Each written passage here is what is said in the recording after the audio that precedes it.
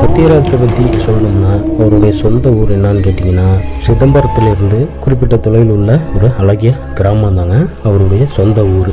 வேலைக்காக சென்னைக்கு போகிறாருங்க.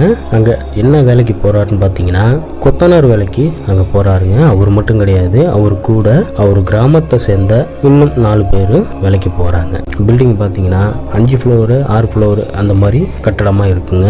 சரி, வேலை எப்படி இருந்தாலும் ஒரு 2 மாதம் 3 மாதம் பார்க்கலாம்ங்கிற மாதிரி இவங்க பேசிக்கிட்டு அந்த வேலையை போயிட்டு பார்த்துட்டு இருக்காங்க. அந்த கட்டடத்தில் பார்த்தீங்கன்னா கொத்தனார், பிளம்பிங்கு, டைல்ஸு அந்த மாதிரி கட்டட சம்பந்தமான எல்லாருமே அந்த இடத்துல வேலை பார்க்குறாங்க. எல்லாருமே வந்து வெளியூர்லேருந்து வந்து அங்கே வந்து தங்கி தான் வேலை பார்த்துட்டு இருக்காங்க.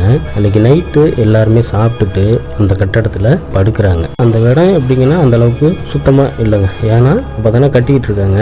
அதனால வந்து எங்கே பார்த்தாலுமே கண்டு கட்டிங்க, தண்ணி இனிமா அந்த மாதிரிலாம் சதுரி கிடக்கு. அந்த இடத்துல தான் ஒரு படுதா போட்டு படுக்கிறாங்க.